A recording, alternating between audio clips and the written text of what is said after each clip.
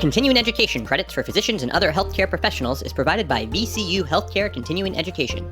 Check out cribsiders.vcuhealth.org for more information. The Cribsiders podcast is for entertainment, education, and informational purposes only. The views and statements expressed on this podcast are solely those of the host. Welcome back to the Cribsiders. I'm Chris the Chimenchi. I'm here with my friend Sam Mazier and our producer, Dr. Ha Wen. Say hi, guys. Hi, hey, everyone. Chris. Our guest tonight is Dr. Tristan Nichols, here to discuss the role of artificial intelligence in pediatric medicine and in life, of course. But first, Sam, do you want to remind us what the show is all about? I would love to. So we are the Pediatric Medicine Podcast. We interview leading experts in the field to bring clinical pearls, practice-changing knowledge, answering lingering questions about core topics in pediatric medicine. We have a fantastic conversation today with our guest, Dr. Tristan Nichols.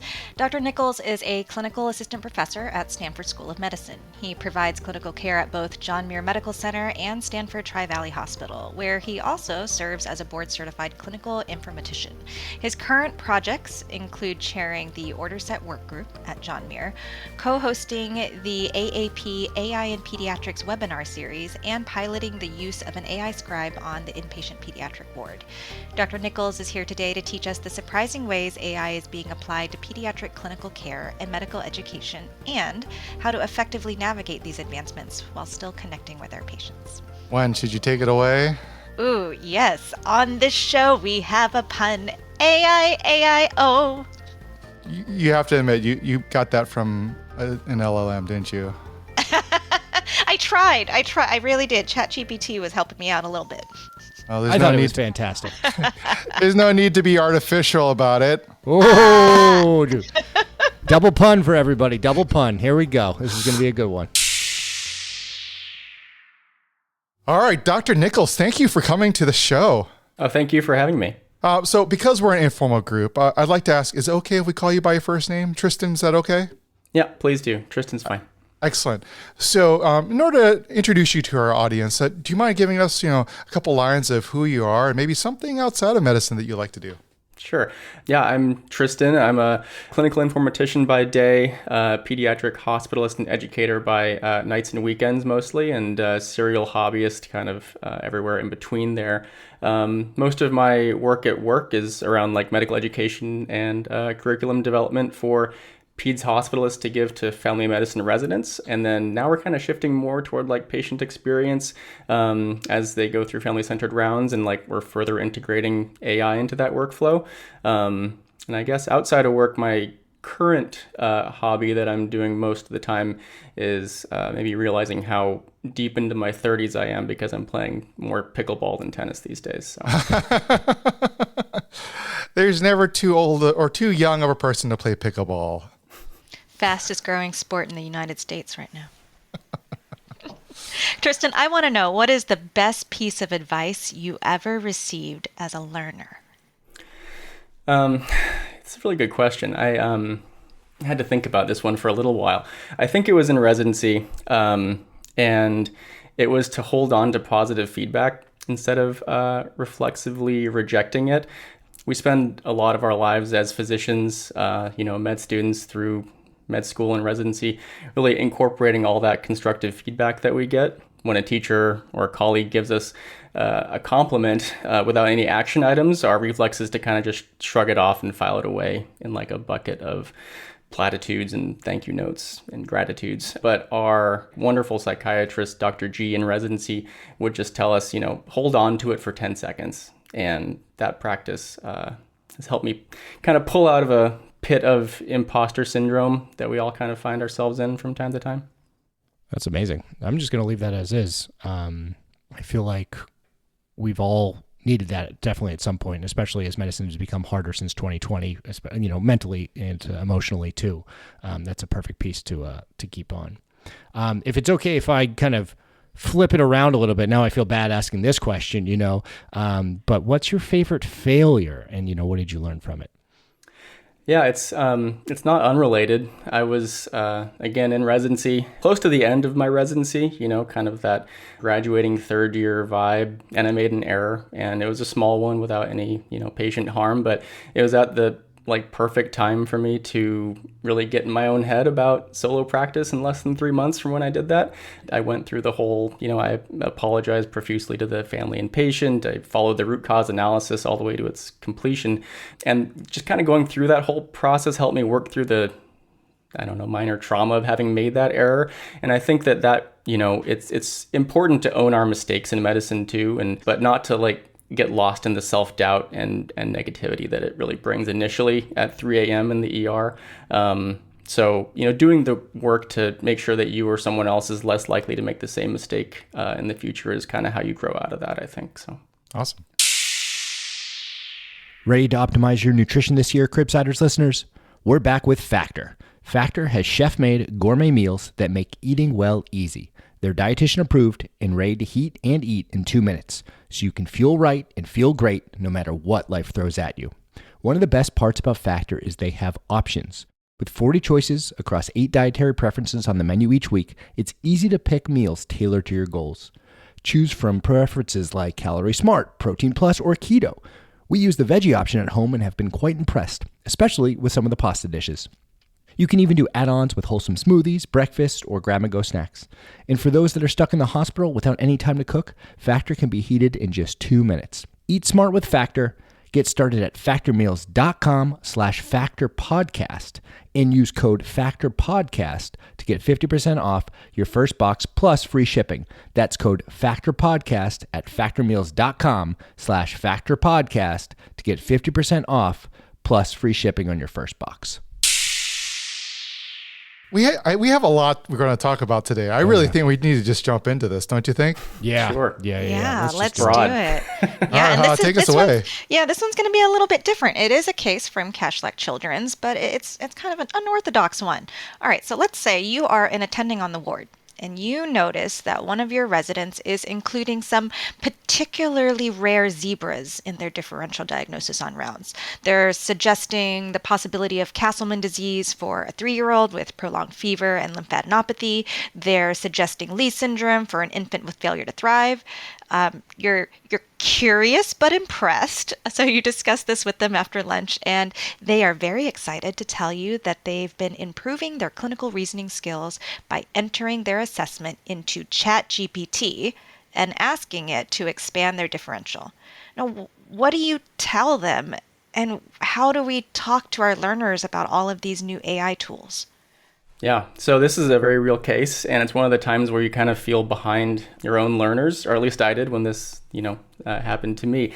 And I think to have a conversation about AI and pediatrics in general, we need to have established this shared language. It's 2025, and I've given this talk a few times now, and my audience is more and more familiar with what ChatGPT is, what LLMs are, but what exactly is it? And I'll keep it fairly brief for purposes of this talk, since I think some people have probably gotten up to speed on this at this point, but just to develop our vernacular as pediatricians when we're in these conversations talking about AI tools.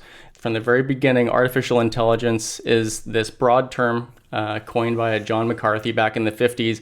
All it refers to is the ability of a machine to perform a task that we associate with being human: predicting, making decisions, generating text, reading text, things like that. The next level is machine learning, which refers to the algorithms that allow computers to learn without being explicitly programmed to do so.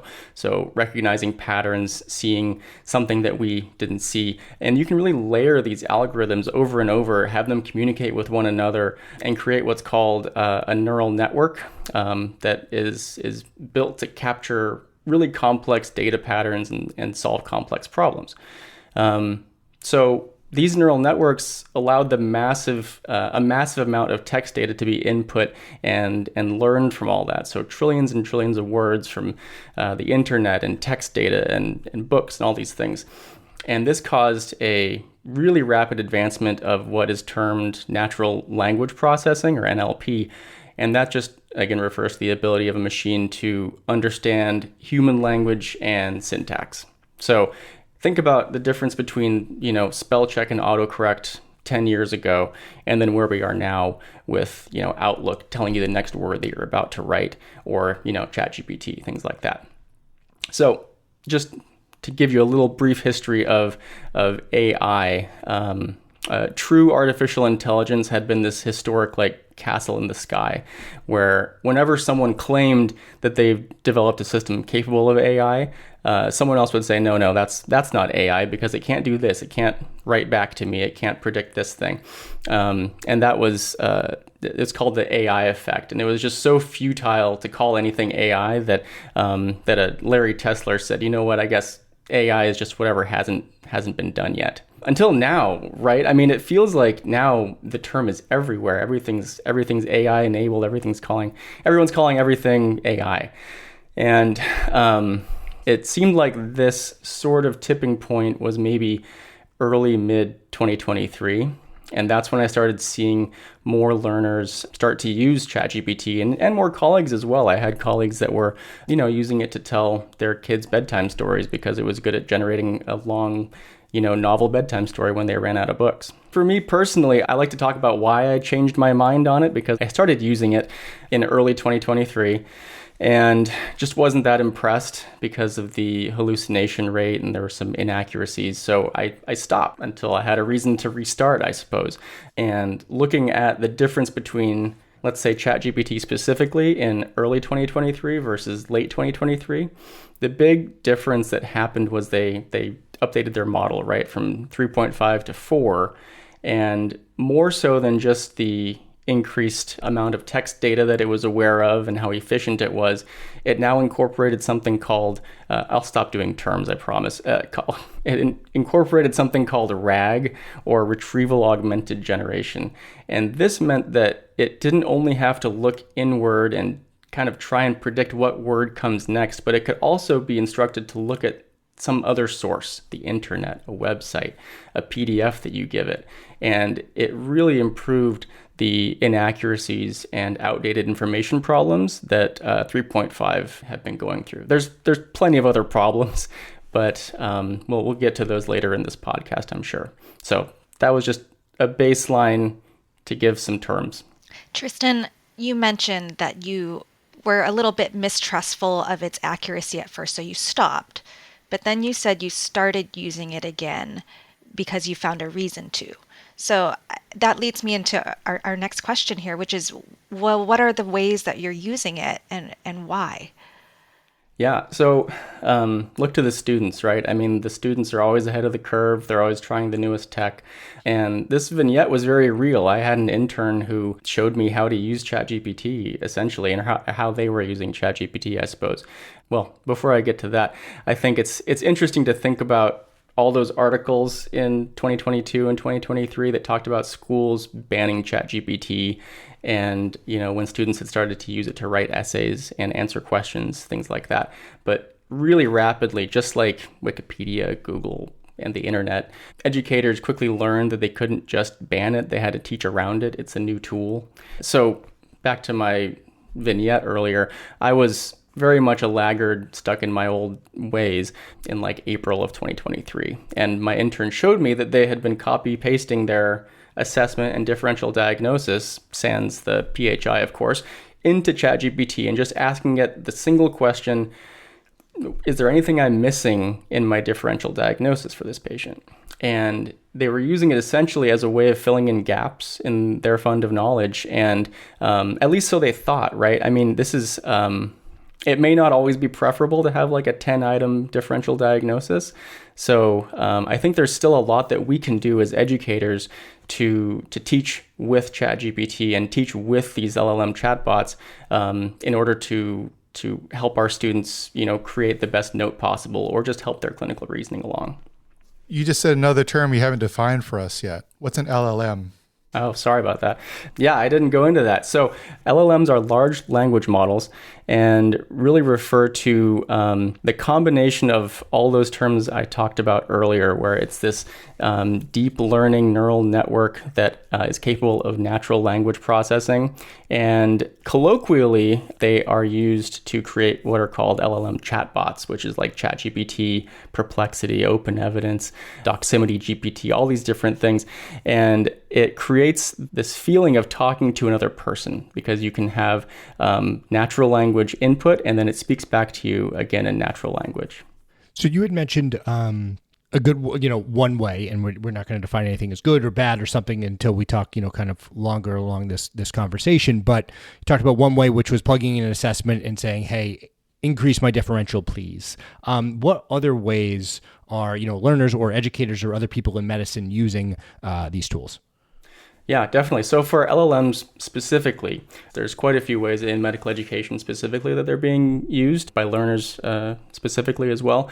So in preclinical education, which I'm pretty removed from at this point, but I have contacts who tell me about this. It's one of the ways that they are using it is almost replacing OSCEs. If you recall those structured clinical examinations, kind of like USMLE Step 2 CS, where you go in and have a standardized patient and you get a history, do an exam, come up with your assessment and plan. And all that was very costly. You had to have a patient actor. You had to structure a whole time in a day, and it was a lot of to-do about that. But now, places like Dartmouth, they have a really good free online AI OSCE chatbot. And I think there's 40 cases, maybe more, where each one is a standardized patient, but enabled by GPT can talk back to you and you can gather history as you would normally. And I think it's actually 4.0 enabled now, so you can talk to it with your voice. And essentially, you take a history, get your exam results, and then at the end, you put in your assessment and plan. And it's sort of like a super Q bank in this aspect, because it will then give you feedback in real time on if you maybe had anchoring bias and asked too many questions about one particular route of thinking, or if you really just neglected to ask about something or do an exam maneuver. Cool. So that's definitely one example of the ways that now medical education has been utilizing AI and LLMs to their benefit. For those of us who are just general practitioners, those of us who are in clinic or on the wards, you mentioned a couple other names. You said OpenEvidence, you said Perplexity, ChatGPT. I've tried using Claude and Gemini and a couple of these other ones too. Are they all pretty similar? Are you able to speak towards like some of the nuanced differences and why one would use one in clinical contexts versus non-clinical contexts? Yeah. So there are so many, I agree. And they definitely all have different uses. I didn't mention this earlier, but I don't have any disclosures to make. I don't own any stock in any of these. And I think that it's good to familiarize oneself with the small differences between these. Many of them run with the same LLM as ChatGPT, which is just GPT developed by OpenAI. Like, I think Perplexity makes use of that. I think Doximity GPT obviously does as well. The big difference in terms of practice and, if you're a student, if you're a practicing physician, is some of these will actually force themselves to provide references. Perplexity does this, OpenEvidence does this as well. And without you even asking, when you ask a question like, why do we use magnesium sulfate for severe asthma exacerbations? In ChatGPT, it'll tell you why, but it may not give you a reference to click on and learn more. Whereas Perplexity, OpenEvidence, they will provide references. That's like part of their tuning in those models. This is actually a good segue to one of the other ways that a student taught me to use this, which is summarizing references. One of the ways I used to test any new chatbot that I was trying out was by asking the same question, because I wanted to have something that I could compare, essentially. So I would ask it, what's the sentinel literature behind using IVIG for Kawasaki disease? Just a simple question. And if the first thing that came up was not the Newberger Takahashi article from 1986, I knew it was probably hallucinating. And now every single chatbot that I've tried comes up with that. The 2017 McCrindle review that added some steroid recommendations. And it's good to have a question like that you use to test different chatbots to see which ones you like the best. The way that my student responded to me telling them that was, have you ever had it read the article for you? And I said, no, what do you mean? And this is when I found out that you could upload the article into the chatbot and say, can you summarize this in 300 words with bullet points for me and pull out some relevant statistics? And if you've never done that before, it's one of the times that you'll have an aha moment with these things, because it's like having a one-on-one speed reading journal club, because it's a very closed loop. I mean, you can check if it's hallucinating because it'll give you a statistic. You can dive right back in the article, find that, and make sure it's not. I think I speak for most of us when I would say if we tried to give a summary for a book that we read that was generated by a computer for us in school, our teachers would have said, oh, that's cheating.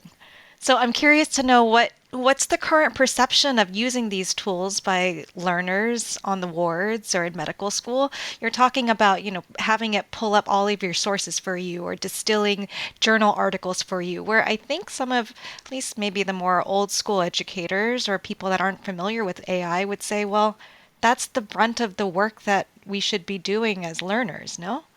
Yeah, I think that sort of speaks to the earlier point about how we teach with these tools instead of, banning them outright and saying you have to open Harrison's and you have to read the whole chapter. It's a totally different way of learning. And certainly there have been a few studies that looked at like how these tools are being perceived by patients and by learners. And it varies based on a lot of factors. I think your role in the healthcare system is certainly one of them. If you're a patient or physician. Another one is practice location. You're going to have very different takes on AI from patients like here in Silicon Valley versus from more rural parts of the state. And then there's always that kind of recency bias factor too, where whatever recent like media story or legal case has been circulating, you're going to have different perceptions based on that. But from what I could find in the literature, there was a great med ethics paper by Witowski last year, 600 adults in Florida. They looked at just differences in perception of using any AI tool in healthcare. I thought the most significant difference that they found was this negative association between trust in AI tools and increasing age, non-white race, and the female sex, especially pregnant females. I mean, it just really highlights this like massive equity issue, right? Where like if you are of a population that, has been historically marginalized, you may not be wrong to distrust, new algorithms in a system that has historically disenfranchised you. So speak a little bit about, it being also mistrust of sort of newer types of learning. You're talking about how you've heard some people just have it read back summaries of articles. Google has this project called Notebook LM. I don't know if you guys know about this, but you can upload data sources, PDFs, whatever, and it will generate, because I know people will love this because this is what we do. It'll generate a podcast of a man and woman talking about the article in a very seemingly extemporaneous way. Like they'll laugh at like saying something, and it's just sort of, if people have like podcasts, because they obviously love podcasts, they listen to us, you should take a look at Notebook LM. It's, I think, free. I've definitely played around with it. There's some seams to it. You can see where they're sort of fudging the way it makes it sound more natural. But that brings me to sort of my next question: price. So I think that's another nuance that we see with some of these LLMs out there. I know Open Evidence is free, basically. If you have an NPI number, you just have to sign up. I know Google's Gemini is free for most people because most people have Google accounts. ChatGPT has free versions. I think Doximity, if you have Doximity access, then you can get their GPTs. Can you speak towards that and using free versions versus maybe paying for a paid subscription for ChatGPT and usage in those scenarios? Yeah, that's an interesting topic, certainly. I think that, a lot of people are not going to have access to the paid version of these models and these chatbots. And from what I can tell, most of the time that limits the amount of queries that you can have on a daily basis. That certainly brings to mind some other equity issues too. Those of us that are fortunate to work in a university-based health system sometimes have access to paid versions of these chatbots through the university. I know Stanford does. I know some of the other universities do too, if that's the chatbot that you want to use. I think that with regard to open evidence and Doximity GPT, those are, like you said, free for those who have an NPI number, and both force themselves to give sources as well, which is good. But really, my biggest recommendation with these chatbots is to find one you like and then learn how to get the output you want. And that's what's known as prompt engineering, essentially, which was a topic I was going to get to, but this is maybe a good segue. Yeah, so this was a question that's later in the script, and one of our other Cribsiders, Sydney Engel, she wrote down in this, can we move this earlier up? I think people might be interested in this. So can you tell us a little more about prompt engineering? Because I feel that a lot of people outside of medicine also talk about prompt engineering. So what does it actually mean, and how does it apply to what we're talking about here? Yeah, absolutely. So prompt engineering is the term that has been coined to describe the fact that if you want a certain output, you have to craft your input into the system. The better you are at crafting a question to ChatGPT or one of the other LLM chatbots, the better your output is going to be. So garbage in, garbage out is one of the terms that people will throw around. You can ask it a very short question with very few constraints. Say, if I were a practicing pediatrician and I wanted it to write a IEP letter for one of my patients, I could say, hey, I need an IEP letter for one of my patients, and they're in 3rd grade and they have autism. And it would pop out an IEP letter, but it would probably hallucinate a lot of details about this patient because you didn't give it a lot of constraints. So essentially, it's going to try and create a very lengthy IEP letter with lots of specifications about, restrictions and recommendations that are not really based on your patient because you didn't give it that world to work in. So what I recommend is a few things, really. I think that there's plenty of acronyms out there for people to use when approaching prompt engineering. I think that one that I like is CASE. So C for context. Give it some context. Like say, hey, I'm a pediatric hospitalist. And then A is for audience. And that's like who I'm going to be giving this to or whatever. So say I'm teaching family medicine residents. And then give it the subject. And then say that's Kawasaki disease, because I always say it's Kawasaki disease. And then E, I think, is the most important, which is for expectations or an example. So I could say, expectations might be, and I want to give a lecture that is 15 minutes long and has some of the most recent evidence, and I want you to include learning objectives that incorporate Bloom's taxonomy. That's pretty tight instructions, and then you can iterate from there. I think gold standard is honestly to use an example as my E. And if I had a lecture that I had made previously on, say, asthma, I would upload my lecture and say, using this as a template, can you make that lecture on Kawasaki disease for me? Excellent. Do you feel like you can never get ahead of charting? Imagine a world where you don't need to think about notes again. Introducing Freed, an AI medical scribe built to free clinicians everywhere. It listens, transcribes, and writes instant clinical notes for you in your style. Freed can be used across all specialties, for in-office as well as virtual visits, and it works in multiple languages. Written in your style and ready the moment the visit is over, all you have to do is copy it into your EHR. Freed is HIPAA compliant and only takes seconds to learn. Over 15,000 clinicians, including doctors, APPs, and therapists, use Freed to save up to 2 hours every day and free themselves from documentation. Just imagine the feeling of coming home without any notes hanging over your head. Get back to doing what you love and let Freed do the rest. Start your free trial today, no credit card needed. Use code CURB50 to get $50 off your first month when you subscribe. That's code CURB50 to get $50 off your first month when you subscribe. I know we want to move on to some of the other concerns. I think before, I do want to ask, just to make sure we cover, are there other ways which we see AI being used in clinical medicine? I know I personally, I use an AI scribe for my clinic notes. Do you see other places where you see AI being used? Yeah, I'd love to talk about AI scribes. I think that's like the real hot topic of last year and this year. I think that LLMs are easy to talk about because it's the big topic in the news, and students are using it everywhere outside of medicine, inside medicine. We're using it to get recipes and all these things. But I think that AI scribes are probably the biggest change, at least in outpatient medicine, that we've experienced in the last, decade or so. And that's at least what I've heard from people that have started using it. I'll talk about that a little bit, if that's okay. So a lot of clinics have gone live with what's called AI scribes colloquially, but there are these ambient listening digital scribes.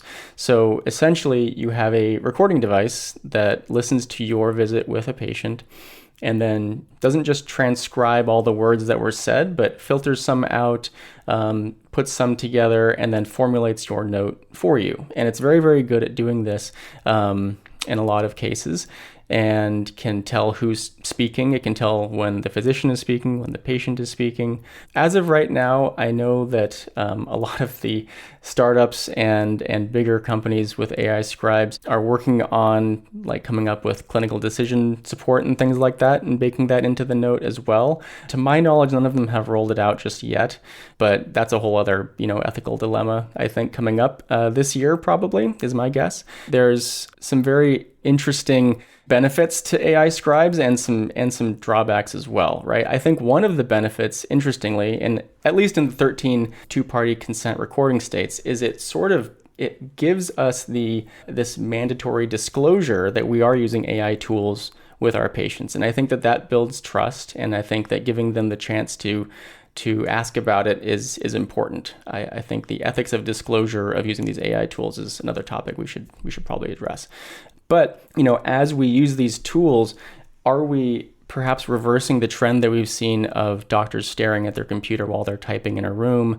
And I haven't found any literature to support that just yet. The literature that I've found, Haberly and Jamia last year, showed a positive trend in provider engagement as perceived by the provider. So that is very consistent with the anecdotes that I've heard, and they didn't show any detriment or benefit to patient experience. That was the same.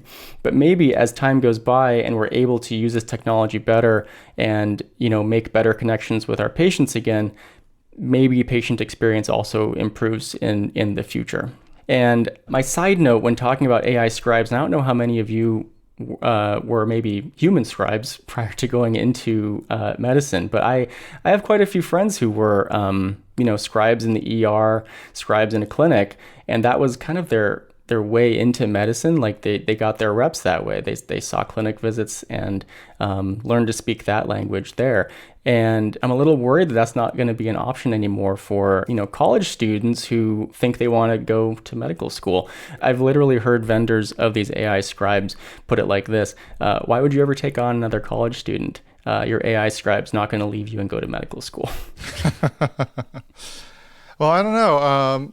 Dr. Gockenflecken, his scribe, is it Jonathan? He's been with him for many years now, so I don't know. The Jonathan.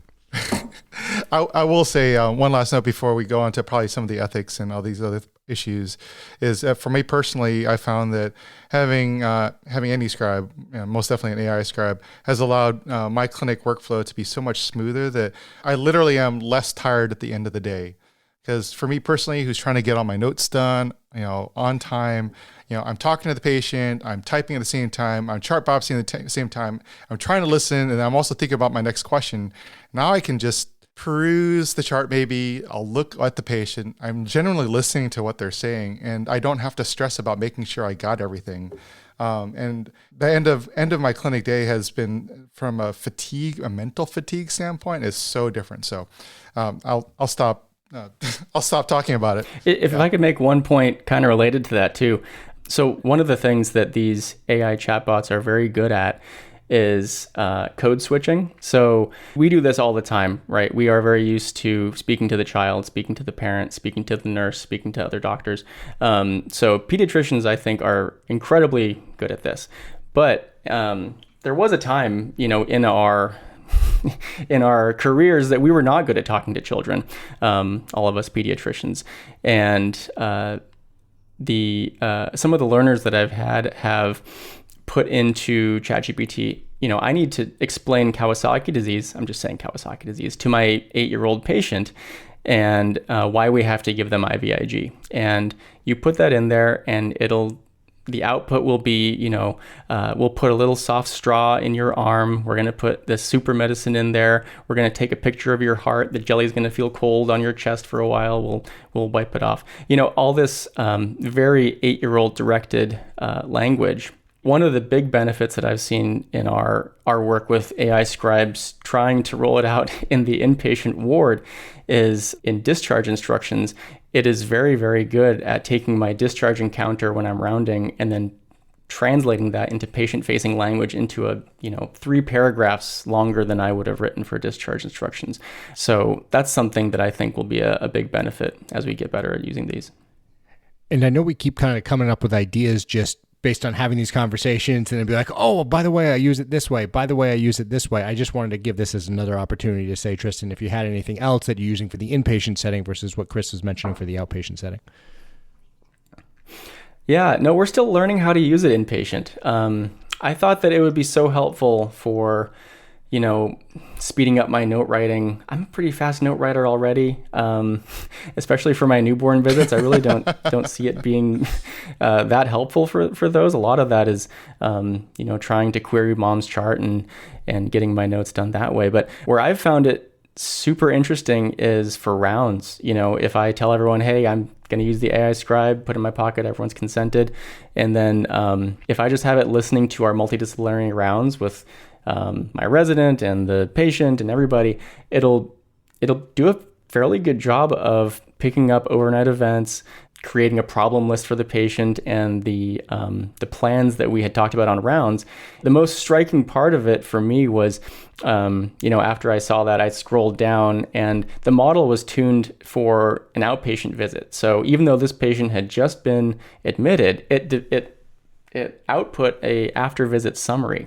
And I looked at it, and it was in patient-facing language, and I just printed it out, and I handed it to the parents, and that was an after-rounds summary. And I think that that's worth looking at. I think is the patient experience benefit of having like a printed out copy of an after-visit summary just in the hospital. That's awesome. It's so cool. Amazing. Yeah. I mean, I'm just sitting here the whole time getting ideas, and we're supposed to talk about. And actually, sorry, I might just transition directly to the next thing, right? Because these are all these ideas. How safe are they? Ethical pieces, trust. Like, we're going to get into all of that too, because not necessarily. I mean, I think these ideas are fantastic, and I may or may not implement them, but I should probably make that decision based on kind of what we talk about next. So, I'm just going to give you the overall broad strokes question. Like, what are the ethical considerations we should be aware of, and we'll kind of take it from there. Yeah, there's quite a few.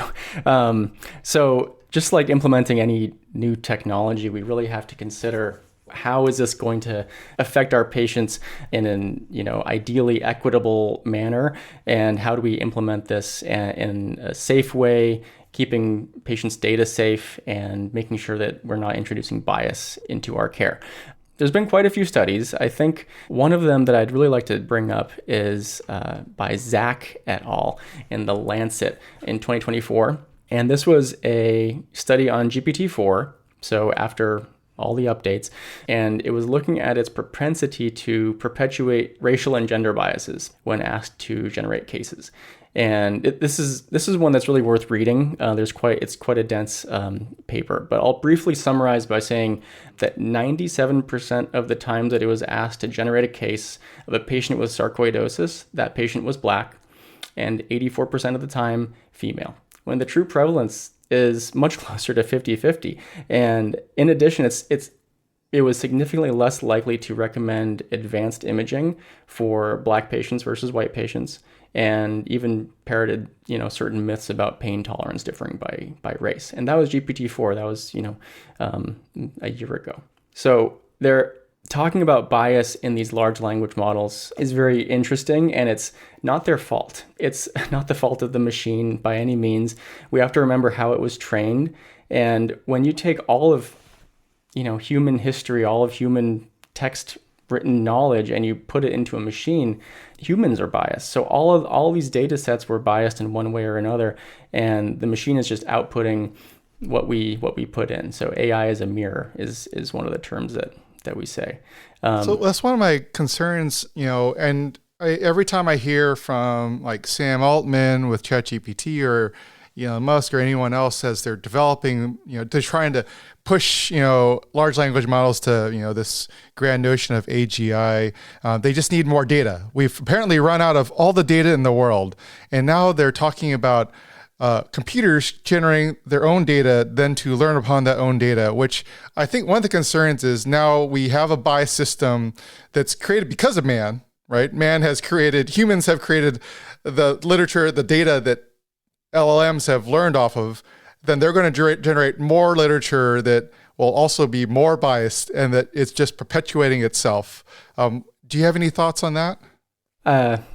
More fears, but I certainly have some thoughts. It's one of the slides that I usually include in this slide deck is this this graph that shows how soon we're going to run out of human generated data for these machines to ingest. And I think, at some point, right now is at some point, we should start, doing a lot of tuning. And people are. We're starting to hear more about micro models and small language models. And these are all just terms that are used for, the chatbots or scribes that have a more specialized focus. So a lot of the AI scribes are claiming to run on more like micro model technology, micro models essentially, where they are more efficient. They don't have to have all of human knowledge just to write a note for you in clinic. So that's certainly something that they're trying to address. And I think, hopefully we will not try to continue generating biased data for these machines to get more biased.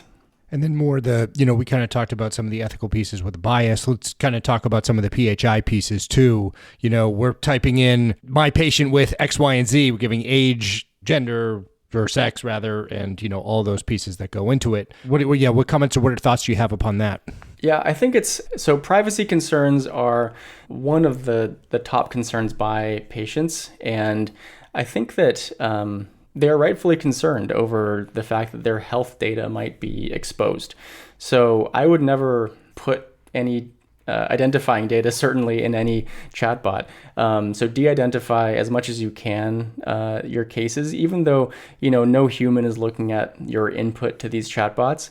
I would say to practice the safest possible use of AI really involves using the institutional LLM chatbot if you can, using ones that are PHI safe. Ideally, your institution has a business agreement with a third-party vendor where they've already written this out and it's already gone through risk and all of that stuff. So you can assure your patients that you are, you would never put their PHI at risk, right? But this is part of living in the digital age, right? All of this data is being sent to a remote data location, and with our EHR and billing and claims data, it's everywhere. So we want it to be as safe as possible, but I'm never going to feel 100% safe. That's for sure. I'm curious to know what other challenges learners and educators face when trying to incorporate these tools into both their training and their patient interactions. Do you have thoughts on particular challenges that you have gone through when applying it? So I think when we try and incorporate any new technology, and currently every new technology seems to be some new AI tool, we have to, know how to talk to our patients about it. I think the AI scribe revolution has been the biggest one currently for us at the ground level of this, where we have to tell our patients, hey, is it okay if I record you on my phone? It's going to be interpreted by an AI scribe. And 99% of the time, patients are probably going to be okay with that. But I've had a couple of instances where, really savvy parents from the Silicon Valley have said, you know what, I don't actually feel comfortable with my voice being recorded and going to the cloud where I don't actually know where it's going and I don't, have ownership of that data anymore. And this is something that Europe has a lot more regulation on than we do with GDPR in Europe. So there's a lot more about like who owns your data and your rights that you have to delete it or purge it from their system versus in America where we don't really have the same sort of legislation on that. I think, when I speak to colleagues in California, I can speak more about our, state laws and legislations that are coming down the pipe. But when I speak to people from other states, it's really difficult. Every state is coming up with different interpretations of regulations about disclosure of AI use and when you have to, when you don't. And a lot of them have to do with algorithmic bias after that United Health lawsuit, I think last year, 2 years ago now.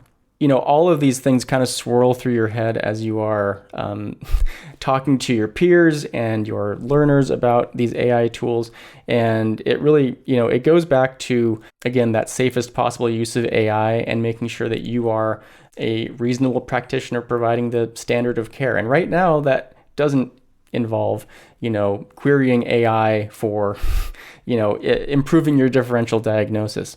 However, in the future, maybe it will. Maybe we're going to be expected to allow AI to crawl through your EHR and give you data about your patient, and that'll be a different conversation, I think. And Tristan, just to ask, how do you?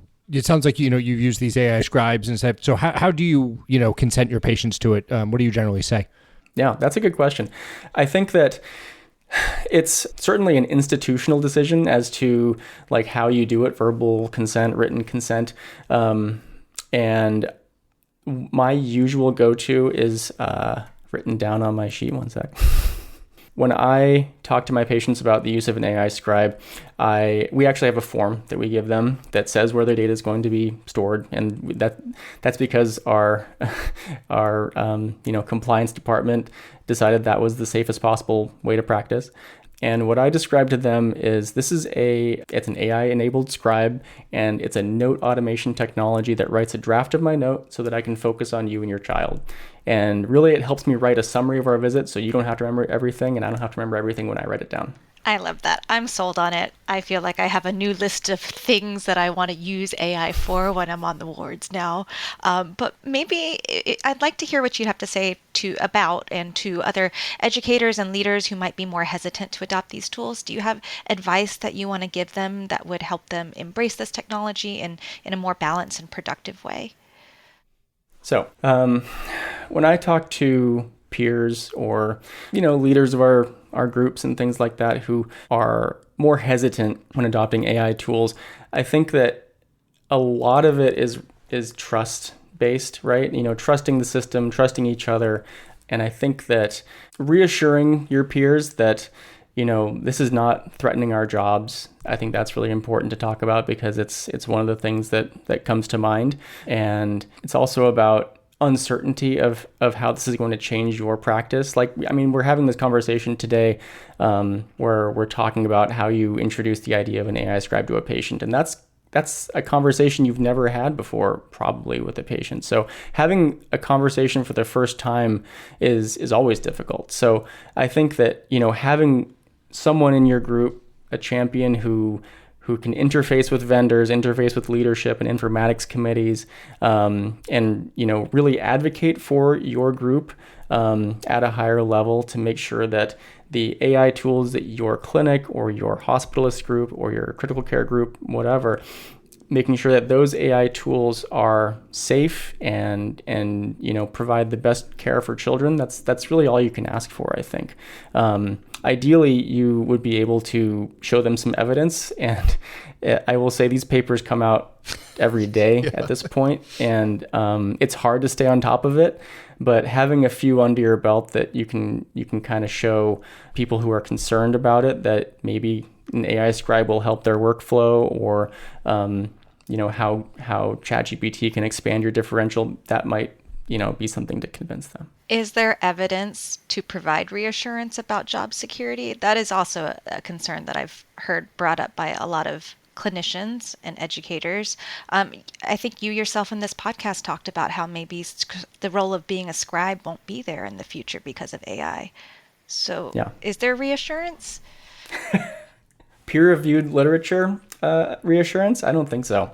At least not that I have seen. And I think that a lot of physicians are worried about this. Pediatricians maybe not as much so, but there's probably a radiology podcast out there that is having the same conversation, and it's very different. Mm-hmm. But I think that someone is probably looking at this, and it just hasn't been enough time yet for us to see a change in like a jobs market based on, AI in pediatrics. I was wondering, we talked about pediatrics, and we actually probably didn't mention enough specific things about pediatrics during this kind of talk here. You kind of mentioned, hey, LLM, can you tell me, put this thing that I want to tell them in the words of an 8th grader. Short of that, is there anything that you would say is specific to pediatrics that we should be mindful of, whether it be the ethical pieces or some of the tools that you'd recommend? Yes, I think that it's a really good point to make, because just like in literally every other medical device, there's really low pediatric representation in a lot of the data sets that are being used to train these medical devices. And I mean, we consider these AI tools medical devices right now as well. And I found a piece of literature, I think last year in JAMA Peds by Brewster. Apparently only 18% of all these approved AI-enabled medical devices reported using validation data sets in pediatric patients. And a lot of the data that we feed these neural networks is adult data. So, I mean, instinctively, it seems wrong, right, to use these devices, but it's very difficult, obviously, to have pediatric data. That's been a problem outside of AI as well. And you need a massive amount of data to train these models. I think that we may simply just have to stay vigilant and ask the harder questions, about why this is or isn't safe for the care of children. And that's one of the things that I will be honest with everybody that I am worried about from that perspective. Like, I love the ways to make both the patient experience better and my day quicker from that bend. That's wonderful. That where I have a problem right now with some of those trust pieces, right? I say, oh, quickly, you can look up the dose of X, Y, and Z medicine, right? Quickly just send it, hey, tell me the dose of this for, just tell me the dose of amoxicillin for acute otitis media, right? You kind of do that. And if I just get that dose, then I type it in, I give it to the patient, and they get an allergic reaction or something, that's my medical license that I do. And you say, hey, how did you come up with that? Well, I just, I put it into a chatbot, it's not great, versus, but what else do? I query Lexicomp, for example, and sorry to bring up a brand name, but, when I query them, I am doing somewhat the same thing, but somehow they are validated in whatever system. So, how do you recommend going about those pieces? What's come up in that world? Anything that you have to say along that line? So it's really interesting to think about medical liability and AI tools.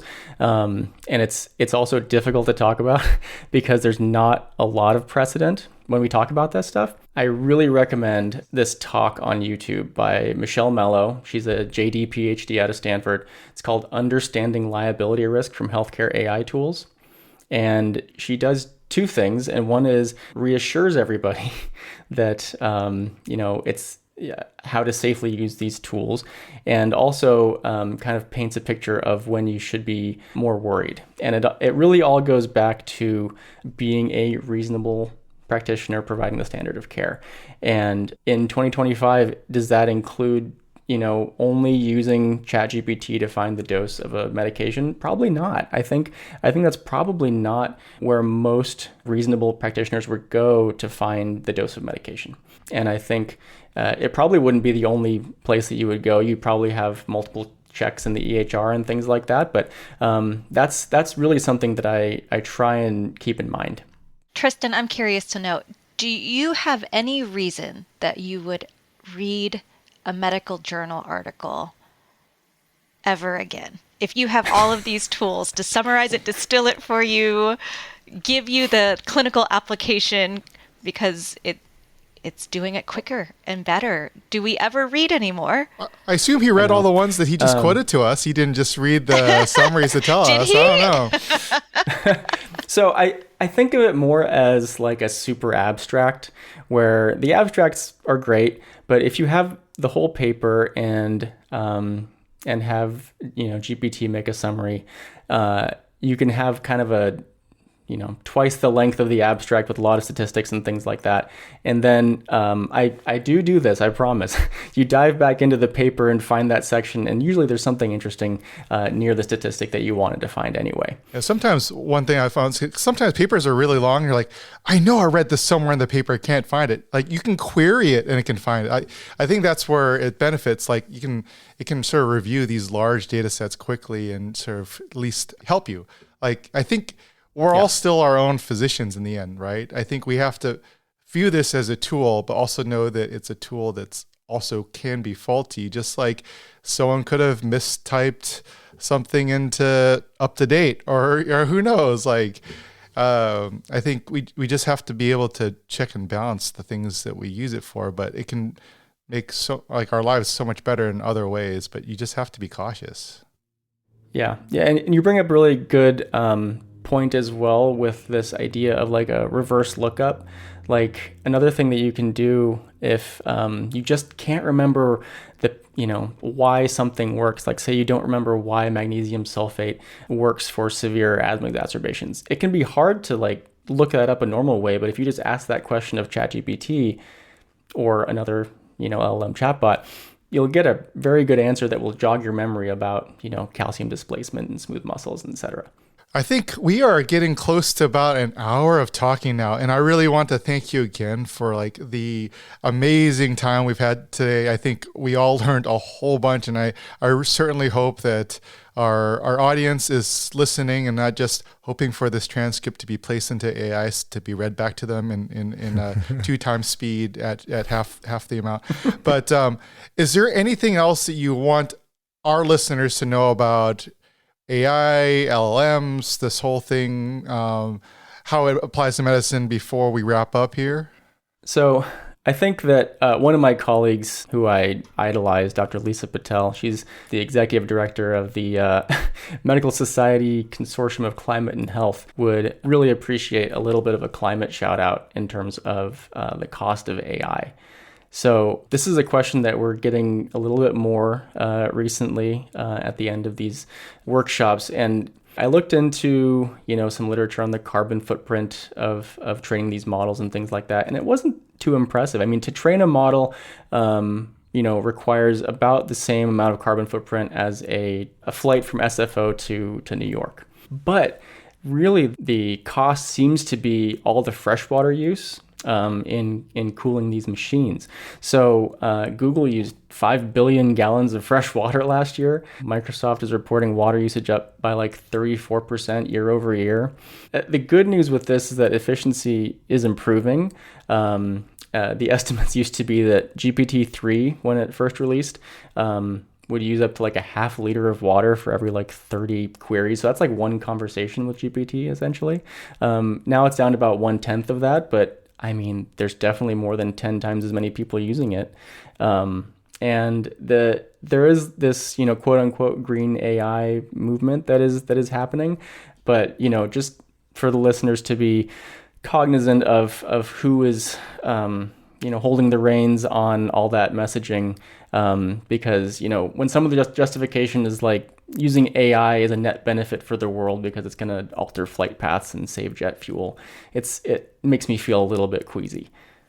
I'm really glad you mentioned this because I think it is an aspect of AI that doesn't get talked about, advertised, or understood by most of us. We're just learning about it now. And I've learned a lot today. And Tristan, I'm curious to know what your main take-home points should be for our listeners who have tuned in for this past hour. Yeah. Thanks for listening. I hope I didn't go on too many tangents or interrupt too many times.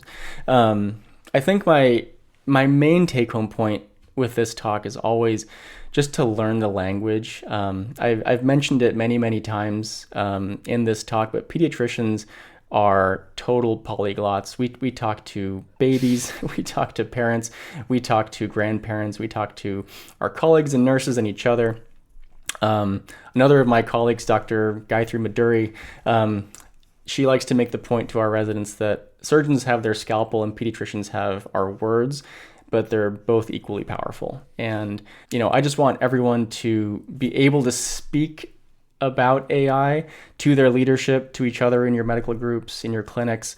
And, each of us is going to be affected by this wave of rapidly advancing technology. And if we don't know how to speak this language, the results won't be to our satisfaction, just, input, output, right? So, yeah, I also, I think it's important to just stay on top of the, on top of the bell curve, at least when we're talking to each other about this stuff. And I recognize that this is a podcast, and describing a cartoon is like podcast poison. But at the end of my usual slide deck, I do have this political cartoon that shows a person at a desk asking, are you replacing me with that robot? And the boss is like, no, I'm replacing you with someone who isn't afraid of that robot. Yes.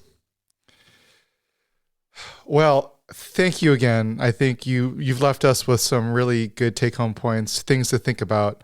Before we go, is there anything you want to plug? Anything that you want our listeners to check out before you leave? Cool things, websites, what? Yeah, please. So I am one of the moderators of the AAP AI and Pediatrics webinars. The website is super short, aap.org/AI. It is totally open. You don't have to be a member of AAP. There's no login, and there's maybe 18 webinars on there now. Anything from very basic intro all the way to cutting edge work being done for like AI and triaging patients in the ER and things like that. So really cool. If you just want to turn it on for audio in the car, it's a great surrogate podcast if you've run out of Cribsiders episodes. And I also help run the AAP section on hospital medicine e-library. And if there's any hospitalists out there who don't have access to that or are not on our listserv, please reach out and I will get you on there, because it's a wonderful community. Excellent. Thank you again. Thank you. It was amazing. This is fantastic. Thank you. This has been another episode of the Cribsiders. It's for the kids! Get the show notes and sign up for our bi-weekly Knowledge Food Formula Feeds newsletter on our website at www.thecribsiders.com. We're committed to providing you with high-value practice-changing knowledge, and to do that, we need your feedback. So please subscribe, rate, and review the show on Apple Podcasts, or contact us at thecribsiders@gmail.com. Special thanks to our producer for this episode, Dr. Ha Nguyen, and our wonderful social media team on Twitter and Instagram, and maybe Blue Sky soon. And thanks and big shout out to Denise Cruz. And lastly, I've been Sam Mazer. Oh, it's me. I'm sorry. And this is Ha Nguyen. And this has been Chris the Chew Man Chew. Thank you and good night. And now, if you made it all the way to the end, you're going to have a special treat, because you're not going to just have a poem written by AI, but you're also going to have a song written by AI with lyrics written by AI. So I have not listened to this, so we're all going to enjoy this together. Buckle up. Yeah.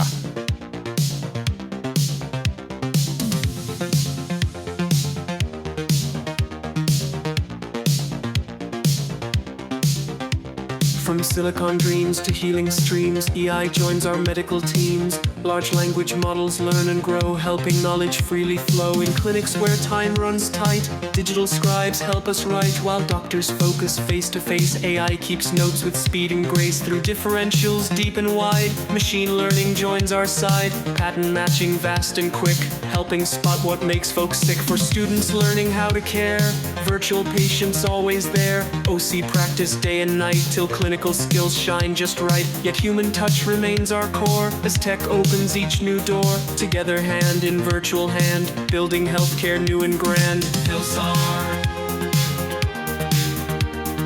Hillsar, Napsar, Napsar.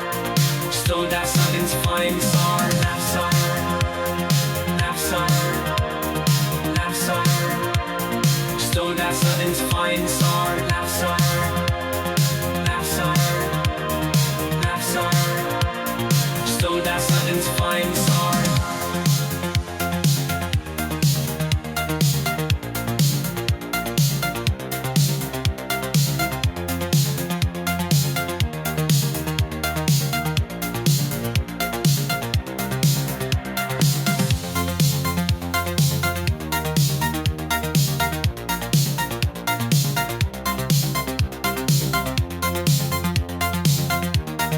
Still a few more minutes of this. I don't know. Where's it going? That's all right. We can call it at the bridge here. There's supposed to be more. Yeah, you could do a nice fade out. Yeah. I'm a real DJ. That is Grammy material. There you go. Hope you guys enjoyed that. I'll see you guys later. Bye.